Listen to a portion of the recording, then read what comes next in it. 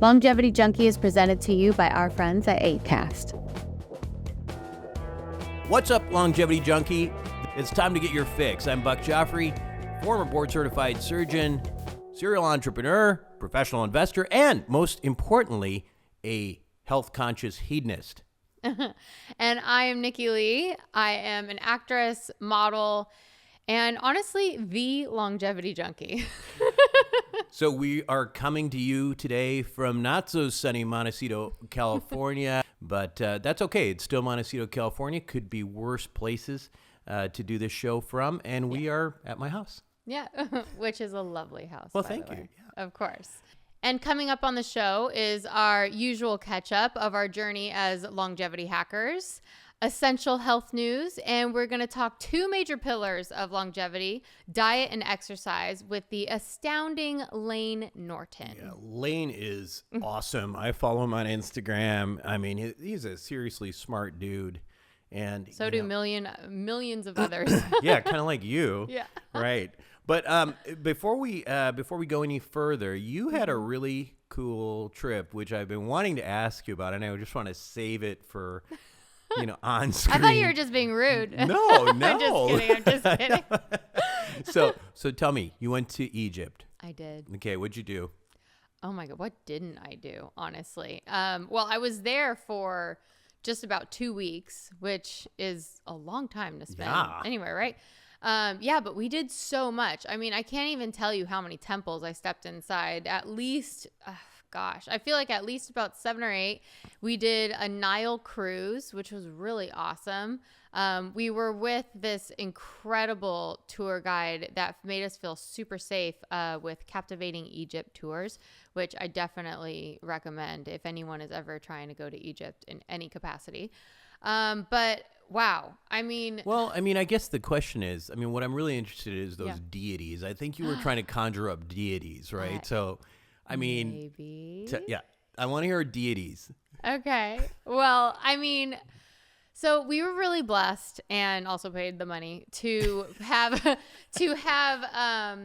these private visits in some of the temples, like when nobody is there. So either when before sun up, or even when after it's closed. So we went in there. I was with a very, very powerful group, and we would go in there and just, I don't even know how to describe it, but we were meditating together, and we were really just conjuring up these great energy. Come on, I need some. Did you get any deity? Did you? Yeah. Oh, did yeah. you talk? What did you talk about? Oh, yeah. Honestly, we got so much guidance, and I'm still having downloads now.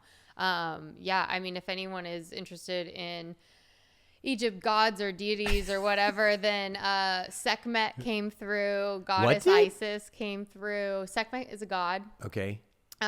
She is of fire, passion, courage. It's, I don't even know how to describe this for people who are just tuning in, because I'm still trying to wrap my brain around it. I went there just thinking, okay, cool, we're gonna go with these, we're gonna spiritually go. Just some deities. Yeah, well, yeah, kinda, because I knew to study. Basically, I knew to study each one so that every time I went into a temple, I had an intention that was kind of laying around that deity, so that it could, I don't know, piggyback or benefit that part of my life, to have an intention that was around maybe courage, or there's another temple that's all about forgiveness. So you go in there with how are you going to have forgiveness for yourself? So, there's an intention in that. So walking into there, the biggest thing that I personally had to forgive was myself, honestly. Yeah. And so going into there with that intention, and there's also a ley line, if anyone knows about whatever the heck I'm talking about, because I didn't for a while. Yeah. It's all new discoveries to me too, but there's a huge ley line there. And to really feel the energy of that ley line and even meditate and have moments. Here's the thing. Also, I'm so glad that I remembered to say this. In each temple, the guards there actually will not let you stand there and meditate, will not let you hum, will not let you chant, will not let you do any of these things. And this obviously is to the point of something being real about that. Yeah, I saw a video of you doing walk like the Egyptian with somebody. That so was so not they allow part you of to do that. Though, right? Yes, they allowed me to do that. But that was also on a private visit, so I don't know if they wouldn't have otherwise. You gotta play. If you it's gotta walk play. like an Egyptian, you can do it. Yes, That's yes. the one thing that But you are isn't allowed. that insane though? Let's just say, isn't that crazy that the guards really will are watching you to make sure that you don't do any sort of meditation or anything? Like there has to be something about that. Yeah, maybe. Well, that is that sounds like it was pretty exciting. Egypt was so great. That's great. I loved it. Yes. Yeah. Oh my gosh, I loved it. Yeah. What about you? Well, What have you been up to? well, I don't know. I'm going to Palm Springs next weekend. Phenomenal. Good job. Not quite Egypt. All right, so it's time for our first segment. Have you heard? So there's an article called Mind Over Muscle, The Surprising Power of the Exercise Placebo Effect, which I was really excited to see that they're bringing it into other fields. Because usually it's just like medication, right? Yeah. Well, I mean, it's probably worth talking a little bit just in broadly, like what, placebo effect is. And, the idea is that, that in medicine, a lot of times what we do is we try, when we're studying new drugs, we're trying to study new interventions, we will compare them to a placebo, which is basically making somebody think they're getting something and comparing it with somebody who's actually getting it. And the reason we do that is because... See if it actually works. See if it actually works, right? And then sometimes what you discover is that, well... it works, but it doesn't work any more than people who just think. It. Right, exactly. If you're going to believe it, you can achieve it, right? Right, maybe. Yeah. But then sometimes drugs will actually do more than the placebo. And so most of the time we focus on the drugs and they say it has a better effect than the placebo. But if you think about it, most of the time we're completely ignoring the fact that people are getting some benefit just from the placebo. And so that opens up this entire world of, something I know you're big into, right? Yeah. Power of the mind. Yeah, very much. And we know, from a lot of studies on this, that there's reasons, for example, probably the biggest studies are when you talk about pain and placebo is related to pain, right? And what you find in people who think they're getting drugs that are for pain is that it actually triggers various types of like trauma? Opioids in their, endogenous, self-made, body-made opioids in your own body that are getting released because you think you're getting medications, right? So that is effectively kind of the biological explanation of a placebo effect. It's your body actually doing things to change that. So what's cool about this study and similar studies to it is they took a bunch of people and they said, okay, this group here, you have a specific regimen, a specific exercise regimen, right? Mm-hmm. And this was specifically tailored for you because we know exactly what, everything about you. And if you do it makes you feel special. It makes you feel special a little bit, does. right? And then they took these other people and said, okay, well, here's a regimen. It's not specifically for you, but it's, it's an exercise just a workout regimen. routine. Right. Yeah. It was basically the same regimen. Yeah. Right. So it was basically the same regimen. But after several weeks of these people doing this, what they found was the people who got the regimen that were told it was specifically for them, although it wasn't, ended up stronger, specifically with squats. Right. And interesting. Because there's a lot that goes into a squat, by the way. There is a lot that goes into and it's so beneficial for you. Well, not only that, but listen, it's not only that they did more weight, but they basically tested the thickness of the muscle. Oh, shoot. And it was actually a bigger muscle. Oh, wow. In those people who were told that it was just for them. Interesting. So Well, I mean, honestly, I can kind of see that if I look back on, all my interactions with people like personal trainers and things like that. People who even have personal training, they always feel like they're getting a way better workout, first of all, and it gets them really motivated. And then also, whenever I have worked with or talked to a personal trainer, they always kind of start, at least the really good ones, in my opinion, they always start with an intention. The intention allows you somewhere to go to, kind of your anchor into whatever you're doing your work, like whatever your workout is. So I kind of think that feeling special or like feeling like this is made for me kind of coincides with that. And that's why people do pay a lot of money for a personal trainer. Yeah. And I mean, the other thing is that if you think about, the parallel to the pain stuff would be like what kinds of things trigger muscle growth? Well, maybe in these people there is there's things that are releasing more, testosterone in the men. Maybe there's, again, the brain coming into this thinking that this thing is going to make my muscles grow bigger, and therefore your body's creating things because of that idea in its head, in your head, that you are going to benefit from this. It's specifically for me. Right. So there's various chemicals that are getting released from your body that are enhancing growth. So anyway, it's a cool idea, and I think it's a great idea. I think that's really cool. But it certainly explains a lot of success that maybe people do get with personal trainers you're talking about, I mean. And just like, and believing in themselves, honestly, because even showing up to the gym, it's like you have to get yourself there. You have to believe that, this is going to work out for you. Or people with extreme weight loss stories, like they have to be motivated. They have to show up each time and be like, no, I'm going to get to this. And they have to, it totally makes sense. I really love that. Okay, speaking of placebo, I found an article on examine.com about creatine being a placebo. So many people use this while they work out. Okay, have you heard this at all, Beck? Okay, so there's a difference, in my opinion, between looking at something in terms of its short-term effect or what it's doing, what it's doing physiologically, and whether or not it's actually beneficial. Okay. So when I take creatine, usually I do take it before a workout, but I also take it every single day, right?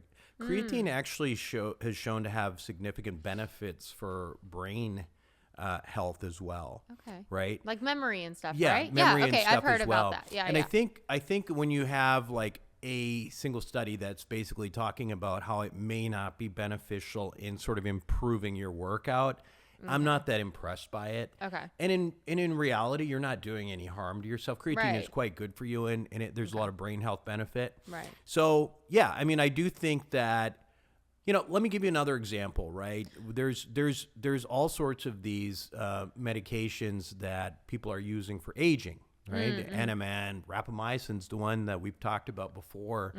And the reality is that there is benefits to these things, but you shouldn't be noticing them on a day-to-day basis because they're working at a cellular level. Right. But a lot of people who take them will be like, oh yeah, I feel 50 years younger or whatever, and it's that like believe it to achieve it type exactly. thing, So there's two things going on there. There's like what you're feeling and what that benefit might be for you that is placebo driven or what is your thought driven kind of thing, and then there is other potentially beneficial effects that you may not notice.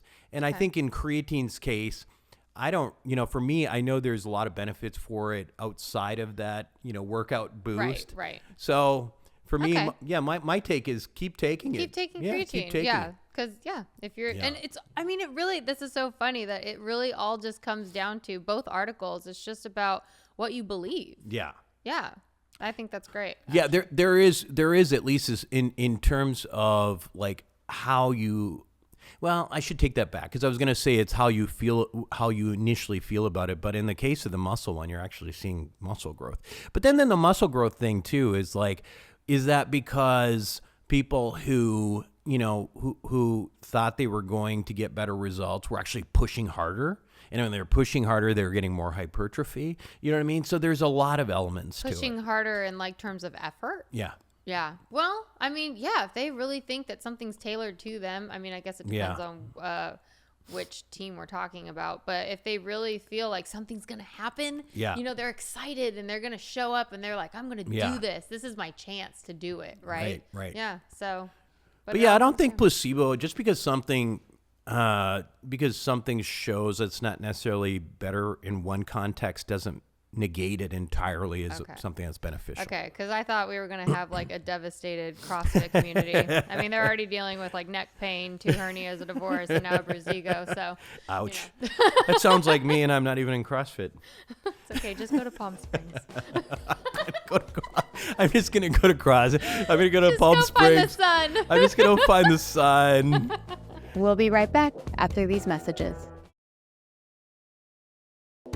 Welcome back to Longevity Junkie. Now back to the show. So I was so looking forward to this interview. We were so lucky to grab some time with Dr. Layne Norton, and this is the breakdown.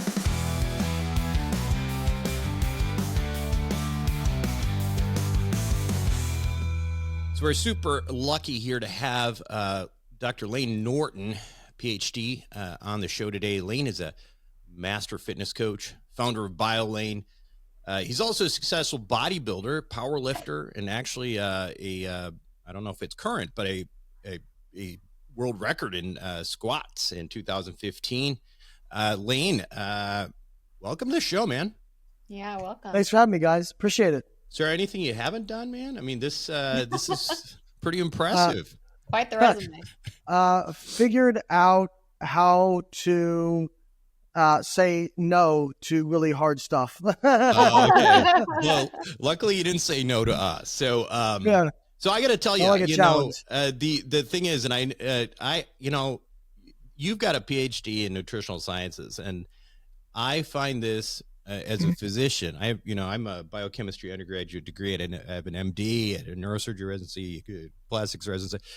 I find this the most confusing literature out there. And really smart people like you sometimes really disagree on stuff, making it even more confusing. And it reminds me, there's this quote, Charles Bukowski, and I like it. He says, the problem with the world is that the intelligent people are full of doubts, while the stupid ones are full of confidence. Yeah. Like, you must be really confused right now. So what are your thoughts? Yeah, I mean, this kind of goes back to, like, I'm not sure if you're familiar with the Dunning-Kruger effect. Yep. But essentially, you know, when you start, and it's a plot of perceived knowledge of how much knowledge you have versus your actual expertise. And what they find is when you start looking into a subject, a research subject, or anything, play a new sport, whatever, as you start, you are aware that you have no knowledge in the subject. And so your perceived knowledge is low. But as you begin to progress, your perceived knowledge versus your actual knowledge does not progress at the same rate. Your perceived knowledge peaks around 6 to 12 months, whereas your actual knowledge is not nearly as much as you think it is. And so we call that the peak of Mount Stupid. And then you hopefully, if you're self-aware enough and you continue to learn things you don't know, and you go into what's called the valley of despair, where you feel like you know nothing because everything gets contradicted. And then as you keep going, your perceived knowledge and your actual knowledge tend to get on the same page, right? But a lot of people stop at the peak of Mount Stupid, unfortunately. I find the more that I learn, the more I find out I don't know. Yeah, and I think a lot of this breaks down, especially with nutritional research, very difficult to interpret some of this stuff. And most people just don't have people ask me, well, do you really need a PhD to reinterpret some of this stuff? And I'm like, well, some of it, yeah, because if you don't understand the differences in study design, if you don't understand how the measurements were taken, I mean, you could be convinced of almost anything. If you don't understand statistics well, I don't want to say it's easy to fluff research. It's not easy. I think people have this idea, because people bring up funding source all the time. People have this idea that, it's all funding source and they just fabricate these studies. That's not really what happens. I mean, that does happen, but it's a lot less than people think.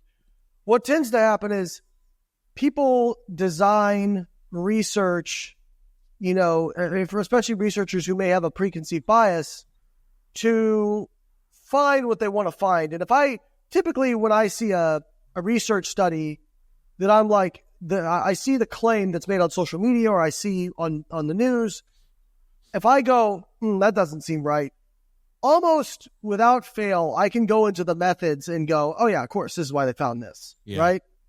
You'll see something like, let's take, a lot of it boils down to people not understanding mechanisms versus outcomes.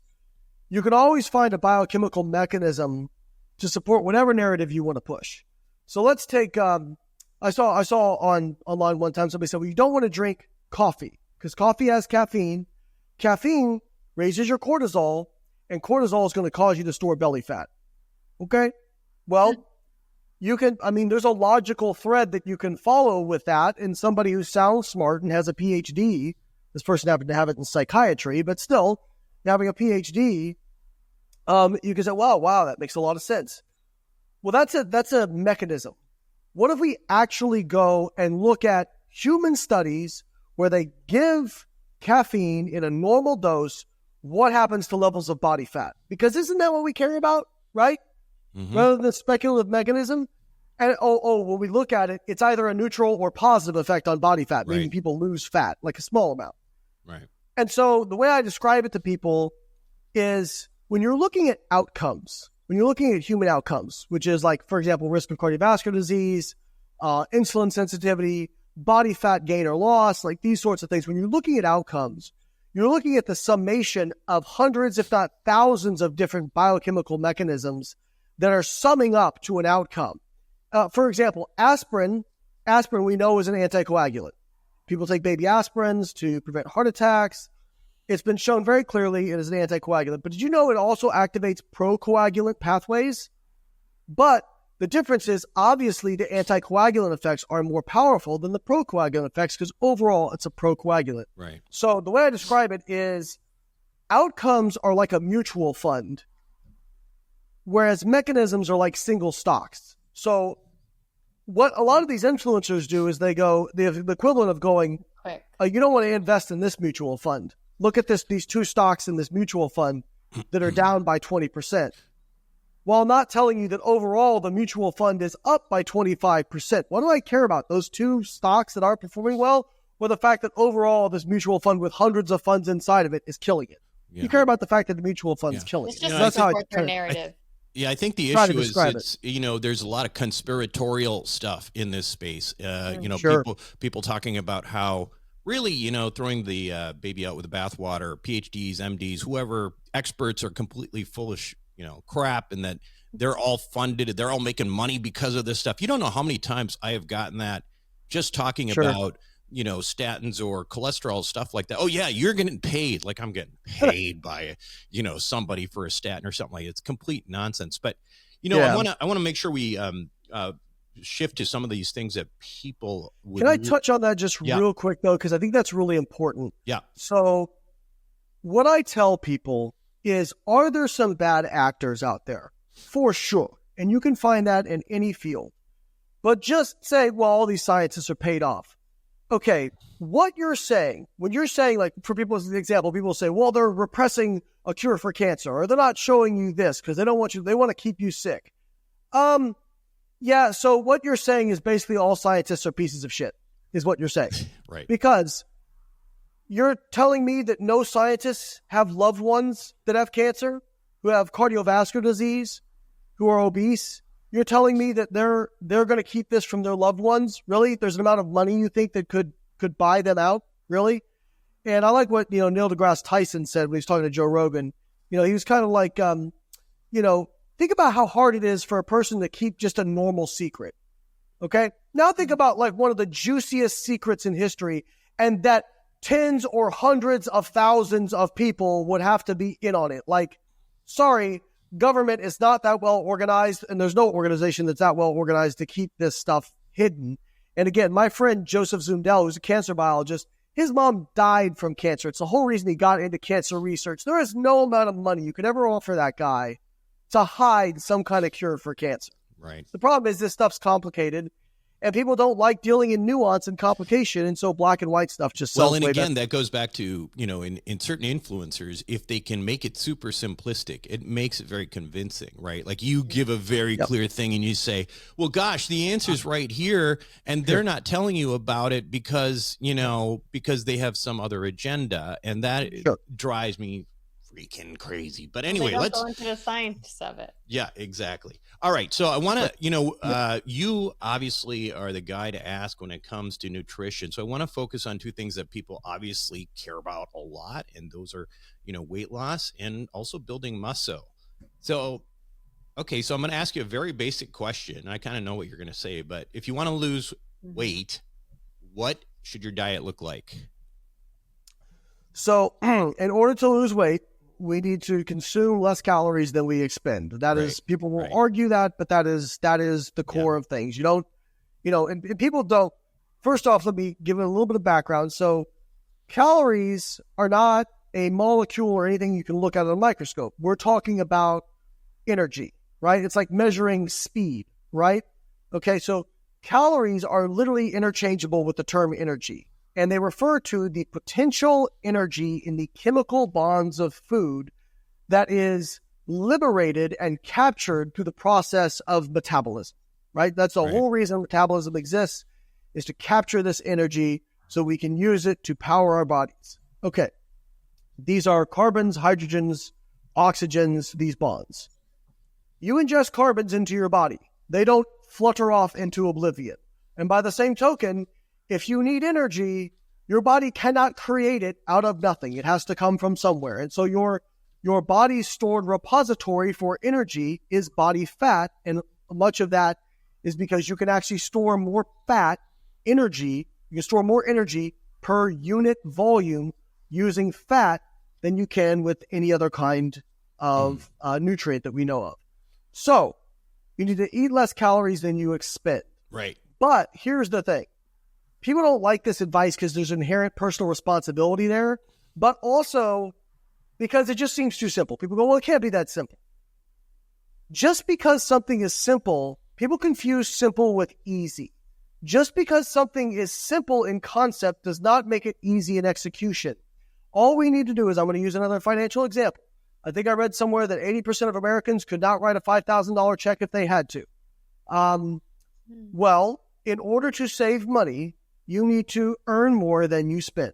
I don't think anybody would try to negotiate that. So why are people broke? And you can't say it's just income. Yeah, that's certainly, people who have a bigger shovel that can dig a hole deeper, right? But there's plenty of people who make over six figures who are dead broke as well. And so it's not a knowledge problem.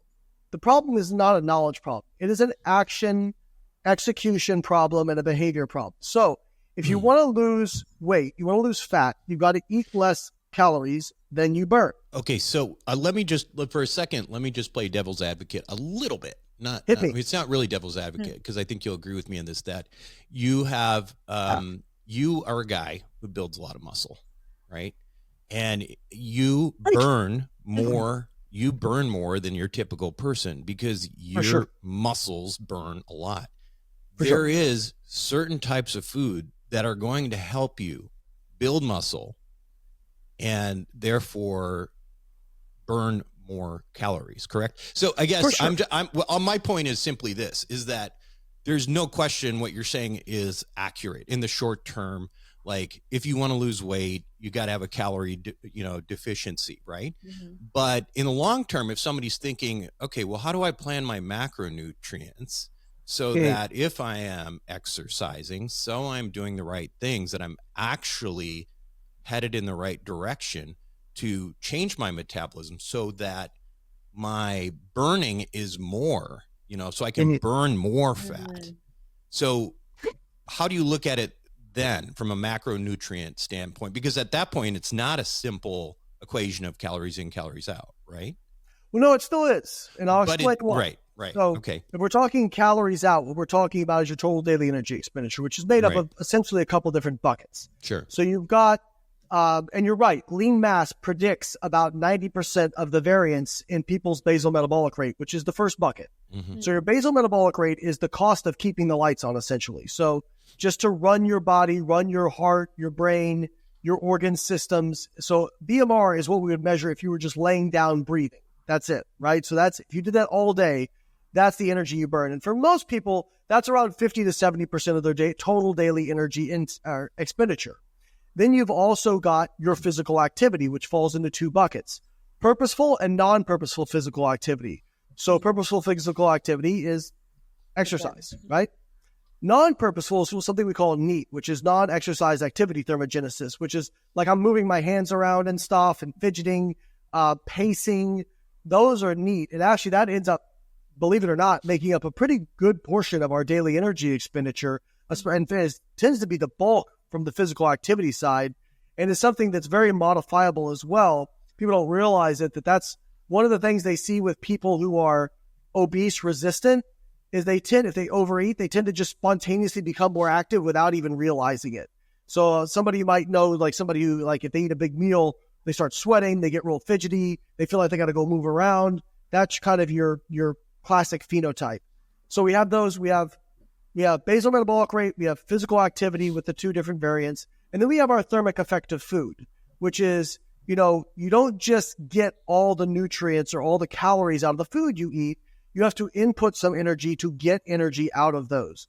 And the different macronutrients are not equivalent. So if we look at fats, for example, it's about 0 to 3% TEF, which is if you eat 100 calories from dietary fat, you net about 97 to 100. Carbohydrates are 5 to 10%. So if you eat 100 calories from carbohydrates, you net 90 to 95 calories. Protein is about 20, 30%. So if you eat 100 calories from protein, you net about 70 to 80 calories. Now, I don't want to completely dismiss TEF because it does make an impact, but it's on the order of at best maybe a couple hundred calories a day because it's only about 5 to 15% of your total daily energy expenditure overall. So you can make a difference with a high protein diet, high fiber diet. Those things can help with your TEF. But really the long-term benefit is kind of what you alluded to. Protein has been shown to improve lean mass retention, especially during dieting. In fact, not my particular research, but research that came out of my lab with Dr. Layne showed that people who ate a high-protein diet spared more lean mass during their weight loss period, and that actually helped prevent weight regain in the future. If you spare more lean mass, it can help you prevent more weight regain. There might be a couple different mechanisms to that. Obviously, you burn a little bit more energy by having more lean mass, but also there may be some appetite regulatory stuff that plays into it as well. Right. So at the end of the day, that stuff does make a difference. And I think one of the confusion people have is they say, well, calories in, calories out assumes all calories are equal. Well, all calories are equal because they're just a unit of measurement, right? But all sources of calories do not have equal impacts on energy expenditure and appetite, right? People say, well, you can't tell me that your composition would be different if you ate 100 calories from Skittles versus 100 calories from, insert some other carbohydrate source. And I was like, well, the composition might be similar because it's still similar calories and even metabolizable calories, but you're probably going to feel a hell of a lot more hungry just eating Skittles compared to an apple or something like that, right? So yes, all calories are equal, but all sources are not equal. And where people get really confused, and I think this is where a lot of the confusion lies, is people equate calorie counting to a calorie deficit. I hear this all the time. They say, well, I tracked my calories. I didn't lose weight. Okay, well, you can keep a budget and not save money. Guess what? Regardless of what you think, you can say, oh, but I was tracking all my expenses and I don't understand. I didn't save any money. So therefore, money in, money out must not work. No, You've got some expenses somewhere you aren't aware of is what's going on. Because if your bank account month over month isn't growing, regardless of how well you're budgeting, then you are not in a money surplus. And by the same token, regardless of how much of a calorie deficit you believe you're in, if you are not losing weight on average week over week, month over month, you're not in a calorie deficit. Now, you might be in what you think is a calorie deficit or what an online calculator told you should be a calorie deficit. But if you're not losing weight, it's not a deficit by definition. And I think another thing that kind of screws people up is like, these watches or whatnot, or the calorie counters on true. People, well, I burned 1,000 calories during my workout. And this calculator said this. And I always go back to, so what do you think is more likely? That you are somehow violating the laws of thermodynamics, or that perhaps that online calorie calculator and that calorie burned thing you're using might just not be accurate, right? And then I think to put a bow on this, we're talking about calorie deficit, but there are many different paths to Rome. A lot of different diets work for that. And in the research literature, no diet really stands out as being better than another diet in terms of maybe high protein diet, a little bit better for energy expenditure and muscle retention. But for long-term fat loss, if you equate protein and calories, no diet stands out as better than another one for long-term kind of. Is there any that are your favorite? So here's what I tell people. The world is your oyster. Mm-hmm. So you have to restrict to lose weight, but choose the form of restriction that feels the least restrictive to you. Mm-hmm. So this is why you'll hear people say, oh, I did a keto diet. I didn't even feel like I was hungry. Or I did intermittent fasting. It didn't even feel like I was dieting. Or for me, I do flexible dieting, which is like I track my calories and my macros, and I allow myself within reason to eat kind of the foods I like to eat as long as I'm getting enough total fiber in and my micronutrients. Because I have, as you pointed out, I have a large energy expenditure buck. So I have more room in my budget to have some fun, right? Like if you make $1 million a year and you can pay your mortgage and your all your requirements, and you want to go buy a sports car with some extra money as long as you're putting money away. I mean, a sports car is the great investment, but who cares? If you want it and you can afford it, right? But if you're making $50,000 a year, maybe buying that sports car isn't such a good idea. That's kind of similar with, people who burn a large amount of energy versus, say, maybe a small woman who's, 120 pounds, not a ton of lean mass. She's going to have a much smaller budget for what she wants to do. So I think that's where a lot of the confusion jumps in. But I would say for people out there, try different diets and see what feels easier to you, because you have your pick of the tools available out there, because none of them really come through as being better than another one. And I'll get people all the time will say, well, I did intermittent fasting. It felt easy. And I'll say, for you. Yeah. But that's not the experience of everybody. I also ask real quick, it also has to make like how you cook your food, because if you overcook some things, then it gets into more of it gets glycinated, right? So does that matter as well? I mean, I with meats and those sorts of things, or vegetables and things like like glycated end products. I haven't specifically looked at the research on overcooking vegetables. I know with overcooking meats, there's concerns because you can have polyaromatic hydrocarbons, heterocyclic amines, those sorts of things. With vegetables, I tell people, boiling, sauteing, you typically don't want to char many foods. Charring typically, at least in the research literature, tends to be where you find some carcinogenic compounds.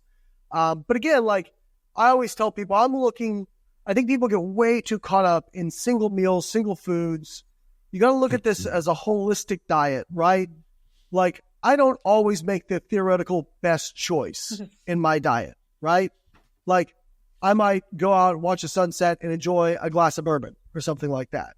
Well, Layne, why are you doing that? It's not good for you. Well, because 95% of my diet is fantastic. And so I'm not worried about having something quote unquote bad for me every once in a while, because most of my diet is very on point. And quite frankly, this is something I become passionate about later in life. People stress about these small things so much, and there is a linear effect of stress on mortality, cardiovascular disease, and cancer. And so I'll tell people sometimes, I don't have any statistics to back this up, but my guess is the stress you're spending on so much of this little stuff is probably killing you faster than that small thing you're worried about, right? Agreed. So I tell people, like, one of my favorite quotes is, there's no solutions, only trade-offs, right? Yeah. So, like, if me sitting out here having an occasional glass of bourbon watching the sunset makes me really relaxed, I feel good, and I'm not stressed about, again, there's no way I can run an RCT on this, but my guess is the impact is pretty darn small overall. Right? But if you're going out and you're getting sloshed every day, yeah, that's going to have a negative effect, right? Mm-hmm. So I always tell people, just, keep your brain flipped on when it comes to this stuff. You don't have to be perfect. What you have to be is consistent. So we've talked a little bit about protein, and we know that lean muscle mass is probably one of the biggest predictors of longevity in general. Yes. What do we know about building muscle in terms of diet and nutrition? This is something obviously you spend a lot of time on. It's part of your identity. So tell us what we need to know about building muscle and nutrition. Yeah, so nutritionally, I got that there. That's my thesis right up there on that big old bookshelf that's mostly empty. I know everybody comments on it. So, what we know with regards to building muscle nutritionally is you've got two big levers. The first one is protein, right? Because we know that dietary protein can stimulate muscle protein synthesis. And depending on the research you look at, the benefits to dietary protein cap out at about 1.8 grams per kilogram of body weight, which is kind of around that old 1 gram per pound of body weight. But I will say, with many things in metabolism, there's not typically hard caps. I don't know if you all are familiar with a mathematical term called an asymptote, but essentially it's a where you continue to approach something. It never stops, but the changes just become so incremental that you don't really see a difference, right? We see this with a lot of things. My suspicion, because there have been some meta-regressions that suggest that the benefits of protein don't actually cap out, my suspicion is because this stuff is so messy to measure in humans, and you're looking at, 8 to 12 week studies to look at lean mass, which you're looking at small differences between small numbers. My suspicion is that protein doesn't have a hard cap, but that practically once you get above, 1 gram per pound, that the gains become so minimal, it's questionable as to, does it make more sense to keep trying to shove more protein in and limit your overall dietary diversity, or we've gotten 95, 99% of these benefits. Now let's, make sure we're taking care of our requirements elsewhere. Do we really use that much protein when we're building muscle? It just seems like an enormous, I have been doing, I've been doing the gram per pound, and I'm 215 pounds. That is so much protein, man. It just feels unnatural to be taking that. But I'm curious, and I can't help but think, do I really need this? Will this really make a big difference if I'm at, 0.75 versus 1?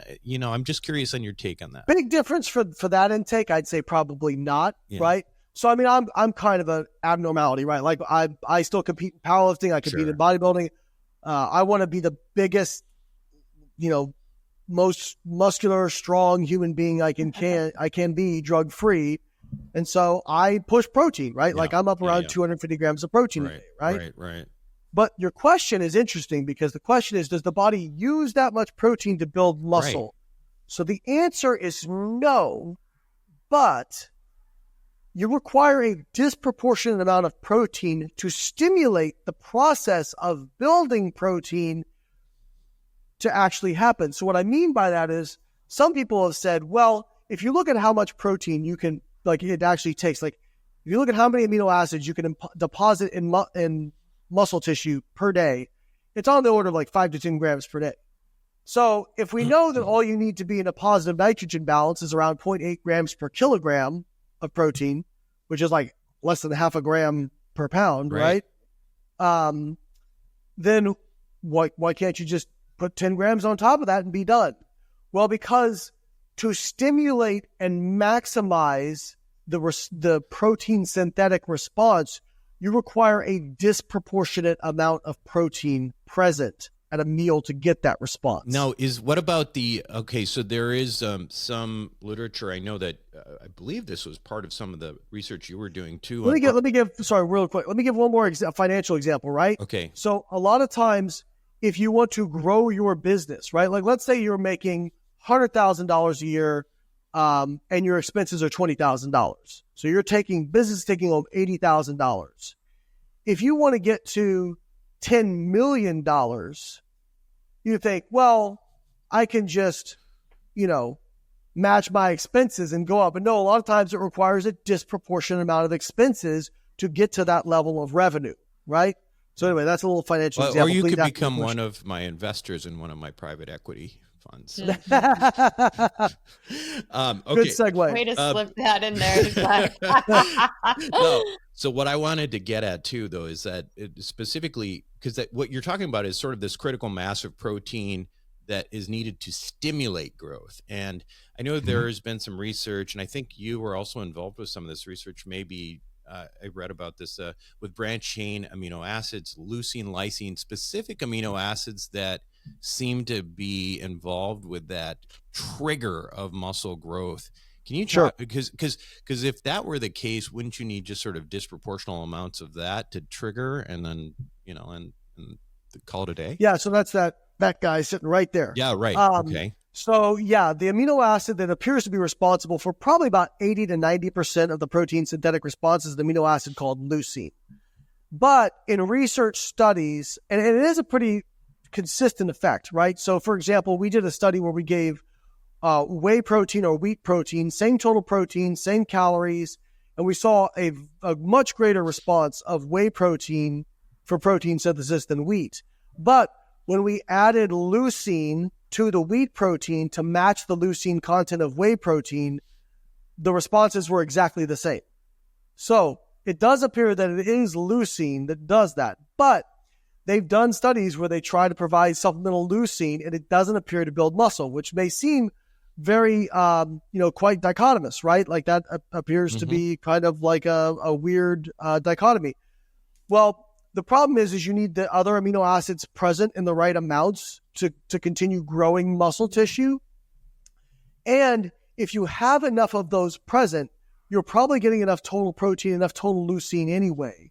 And so, what I tell people is if you're consuming high quality protein sources, bioavailable high quality protein sources, you're probably getting enough leucine. If you're getting enough total protein, and we even saw this with plant proteins because people crap on plant proteins, but if you get enough total protein in from plants, you can have the same stimulatory response as you do with animal protein. It's just animal protein tends to be a little bit easier because it's more concentrated, right? Like you have more protein per weight of, food, and it's more bioavailable, and it tends to have a little bit better amino acid profile. But if you get the plant proteins high enough, you'll still have a similar response.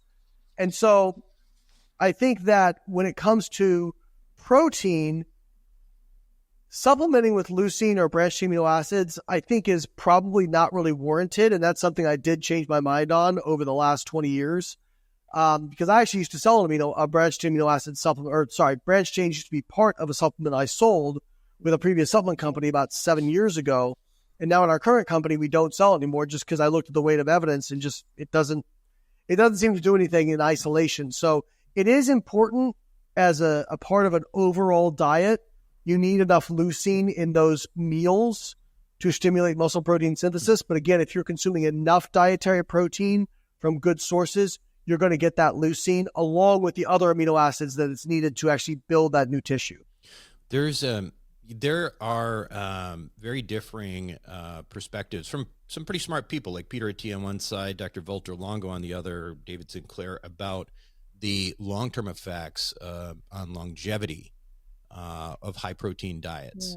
This is an area that, it's funny because it's very confusing. And I'll tell you, I read something recent from Peter, and I actually sent it over to I don't know if you know Walter Longo.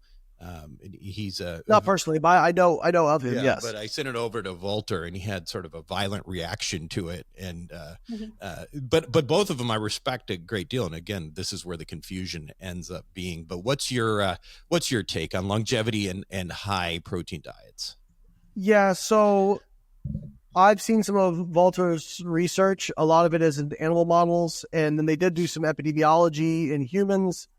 The paper they published in 2014, or I think it was 2014, that got a lot of play, they were looking at a subsection of people. The overall, if you actually dig into the research data used, the overall effect on overall mortality was protein had really no effect on mortality. And if you, as my PhD advisor likes to say, if you torture the data enough, it will confess what you wish it to confess. Right. And so you can kind of do, and I'm not accusing him of this, all researchers do this, but they look at subsections of data to see if there's any associations. If you look at enough epidemiology, you can find associations between weird stuff, trust me. Now, what I would say is a lot of what his claims are, at least that I've seen, are that, well, protein stimulates mTOR and IGF-1, both of which are active in cancer. And my response to that would be, if we're going to base longevity, like project out based on short-term acute responses, then we have to apply that logic symmetrically. Okay, so this is a thing I'm big on now, is most people apply logic asymmetrically, meaning if something fits our bias, our level of skepticism is non-existent, but if something goes against our bias, our level of skepticism's up here, right? And everybody falls victim to that. But we can apply logic symmetrically. And what I mean by that is, okay, so protein stimulates mTOR after a meal, stimulates IGF-1. Okay, carbohydrates stimulate insulin and raise blood glucose. If you have chronically elevated insulin and blood glucose, it's very bad for you, right? They also stimulate inflammatory response. And fat impedes flow-mediated dilation, which is a risk factor for cardiovascular disease. So protein, carbs, fats, can't eat any of those if we're going based off acute responses. Also, you don't want to exercise based on acute responses because exercise elevates your heart rate, elevates your blood pressure, elevates your IGF-1. By the way, resistance training raises IGF-1 and mTOR way more than dietary protein. Mm-hmm. So where's the research data showing that resistance training is going to give you... Oh, wait, it's actually the opposite. Mm-hmm. So I think when I really try to get people to focus on lifestyle and the big bricks, because when we get down into this kind of minutia, we can find an argument based on that sort of logic for anything, right? Yeah. And so if we look at the big bricks, which to me is here's the big stuff for longevity. People like to make up numbers, so I'm making up a number. But my suspicion is you could get 95% of longevity and quality of life benefits through the following few things: manage your diet, don't become obese, maintain a lean and healthy body weight, resistance train and exercise. Okay, don't smoke. Limit your consumption of alcohol or avoid if you can. Get enough sleep and manage your psychological stress. And if you did those 6 things brutally consistently, I bet on balance, you would probably live a very long, healthy life. Because and again, if we look at the risk ratios, right? So that's another thing is people don't know scale. So if we look at the odds ratios of risk of disease and mortality with something like these studies, you see 10, 15% increased risk with some of these things, right? Okay, that's a relative risk increase, meaning if over a 10-year period, your absolute risk of mortality is, say, 10%, a 15% relative risk increase takes that to 11.5%, not 25%, right? So let's look at something like the stuff that actually does matter, like the big levers. Okay, smoking, what does that elevate your risk of cancer and mortality? 300 to 900%. Yeah. What does being obese elevate your risk of mortality, cardiovascular disease, and cancer? 80 to 300%. So these are big. What does psychological stress do? 80 to 100%, a linear effect. So again, we're talking about much bigger numbers. So I really try, because folks tend to, I like what Peter actually said, Peter Attias, one of the reasons he said he didn't like biohacking. He said because of the mind space that it occupies, right? Yeah.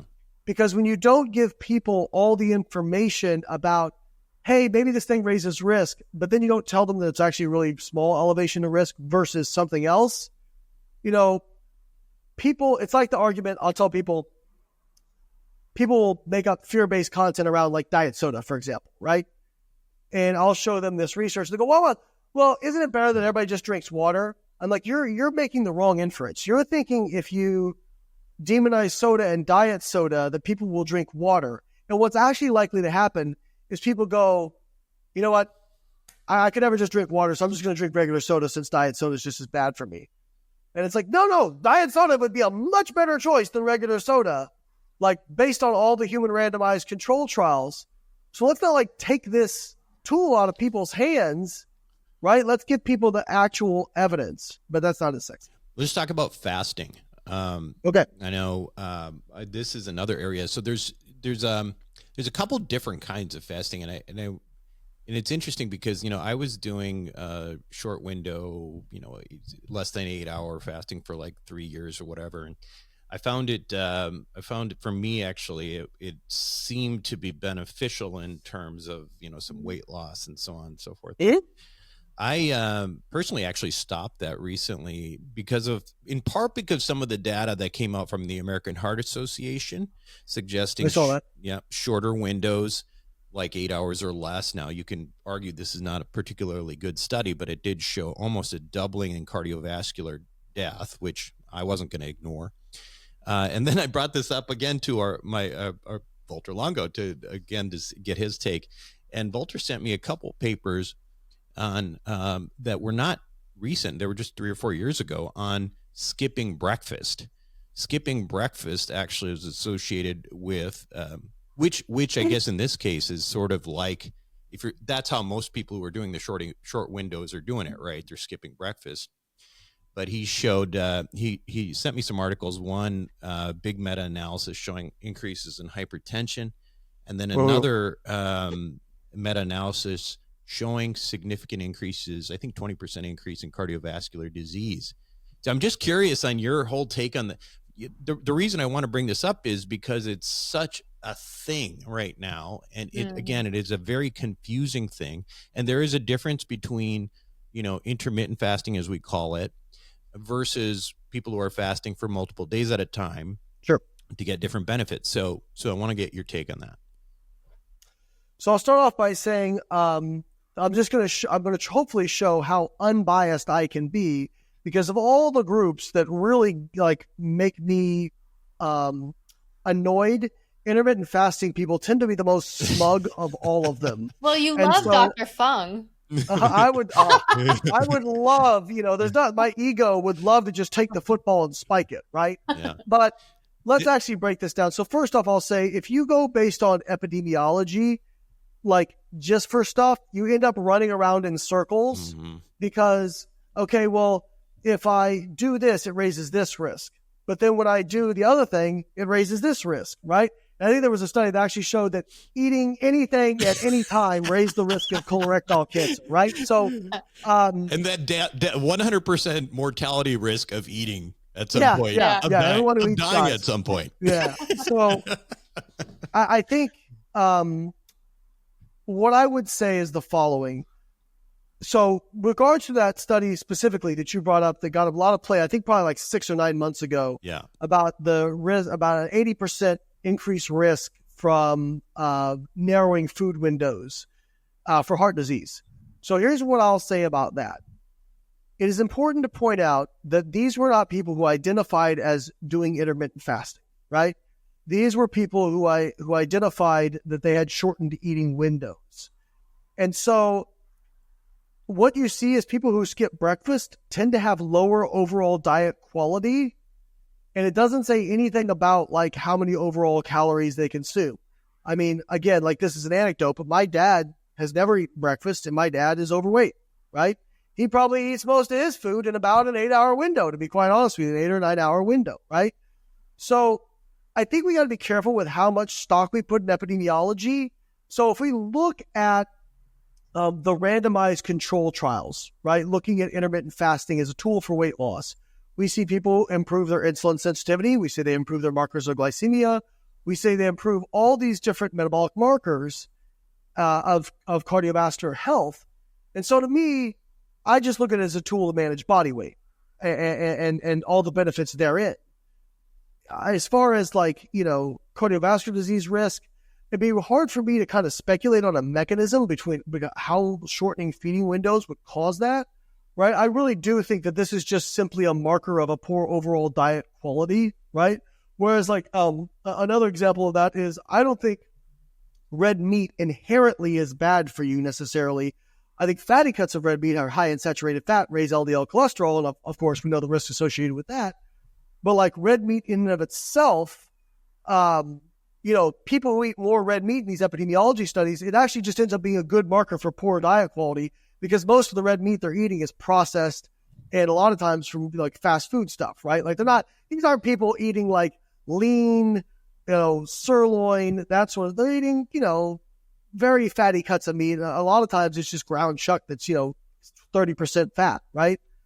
So again, I'm not too worried about that particular study.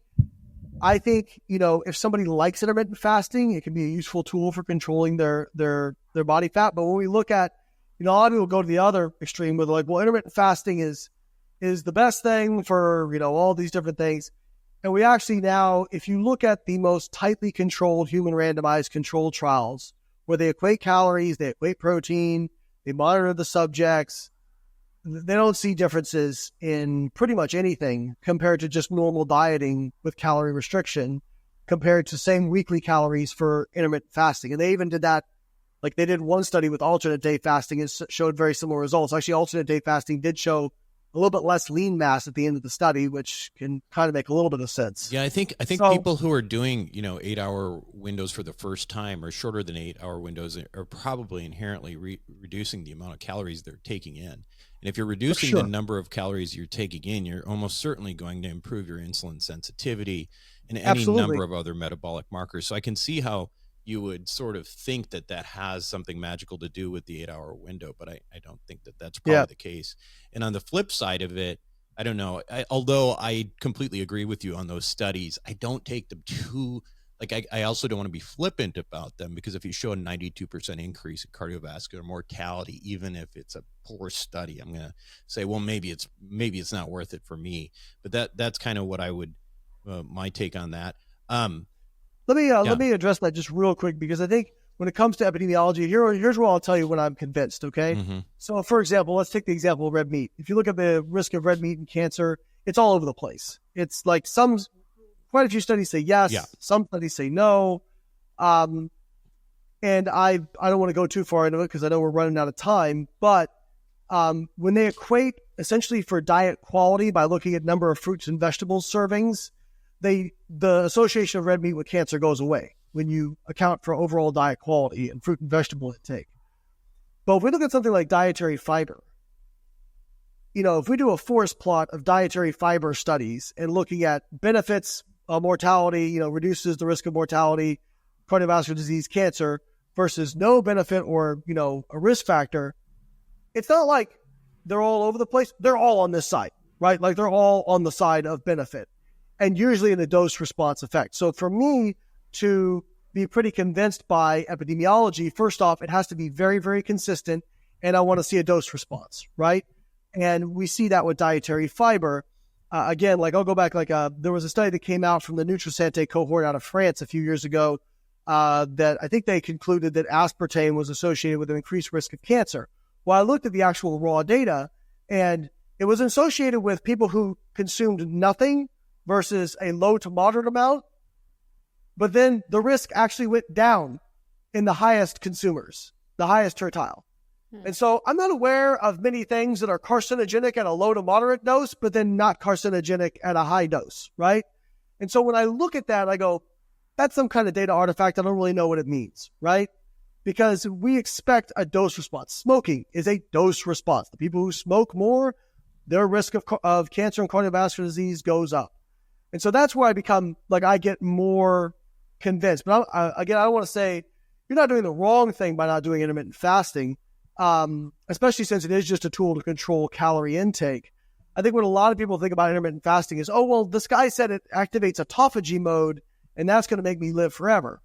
Okay, well, this is where biochemical terms become buzzwords. People throw them around without actually understanding what they are. So autophagy is just basically lysosomal protein degradation, which is involved in cellular remodeling. But like autophagy is elevated in some cancers. It's elevated in some wasting diseases. Like, it's not always a good thing. And there is no autophagy mode, right? Like, it's a relative rate. So if you fast, your rate of autophagy will go up. If you exercise, your rate of autophagy will go up. If you eat food, your rate of autophagy will go down, but it's still going. And when we look at, there haven't been studies to directly measure this, but my suspicion is this very thing. Okay, if you're doing alternate day fasting and we're equating calories, right? Because we have to compare apples to apples. Well, that means you're having to eat twice as much on your alternate day fast if we're going to compare it apples to apples. And so, sure, your rates of autophagy are probably much higher the day you're fasting. And guess what's happening on the day where you're eating more? They're much lower, right? And so the net over the course of a week is probably going to be pretty similar. And so, again, I don't want to seem like I'm coming down on fasting or saying it's not useful. I think it is useful because when it comes to dietary restriction to maintain a healthy body weight, you have essentially three buckets, as my friend Peter Attia says. You can do dietary restriction, which is low carb, low fat, eat clean, whatever have you. You can do time restriction, narrowing your feeding window so that you eat less calories, or you can do a tracking restriction where you're tracking everything and making sure that you're eating less than you're burning. But again, all those things work for the same reasons, that they get you to consume less calories than you're expending. So choose whatever feels the easiest for you. Well, Layne, we know you got to get going, but appreciate all the time that you've given us here today. Tell us how we can get. I mean, you've got some programs. You've got a fantastic Instagram channel that I watch all the time, and it's all about debunking. Yeah, I love the debunking, and I also like watching you hit those barbells, because I feel like you're like, the barbells are like wild animals, and you're like hunting them down and killing them. It's kind of what it looks like to me when you're. Yeah, if I had to describe myself in one word, it would be enthusiastic. I'm very enthusiastic. Pretty much across all walks of life. Most of my friends need a nap after spending a few hours with me. No, I mean, the best place to find me is, like you said, on Instagram at Bio Layne. And then my website's biolayne.com. I do everything in the fitness industry. I have a, coaching team. So we do, one-on-one nutrition coaching, of course. I have a nutrition coaching app, Carbon Diet Coach, which is just $10 a month that I help write the algorithm for, that will do, basically customized nutrition in your pocket on your phone. I have programs available on my website through the Workout Builder. I have a research review called Reps, where we break down studies every month. I have a supplement line called Outwork Nutrition, which is all evidence-based, no BS supplements. And I have a coaching courses. So if people want to become more educated about the stuff we're talking about, like actually really dig into the research, something called Physique Coaching Academy, where, my goal is to train the next generation of coaches to be the best coaches that they can be, right? So that's kind of the long and short of long. I got some books out there. Like I keep busy, keep busy. Sounds like it. Good for you. Thanks so much for being on. Thank you guys for having me. I really appreciate it. Thank you, Layne. We're going to take a quick break, and we'll be right back with our healthy takeout.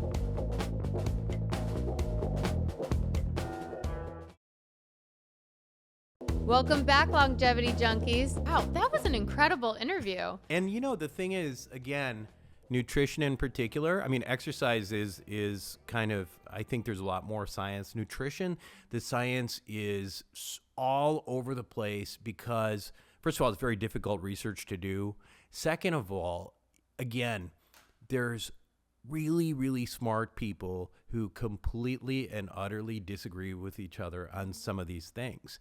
And so if you and I, who are like sort of knee deep in this stuff, are confused, imagine anybody else who's not getting the same access to these kinds of experts and this kind of information. I mean, it is insane. So I think the goal of our show is at least to try to give a few different experts' opinions, and at the end of the day, just let people kind of make their own decisions. So. Yeah, but one thing I do respect about Dr. Layne Norton is if there's somebody having such an incredible one lane opinion, and enough of his followers kind of share a video or something, he will go on YouTube. I've seen him do a debunking of some of this. So I do appreciate him, proving or having proof of evidence that, he has an argument against it or something, so that people can make their own judgment, honestly, because that's exactly what we're saying. Like that's all you need. You have to do your own research too. And remember, this is a multi-billion-dollar industry, this whole longevity space, right? And there are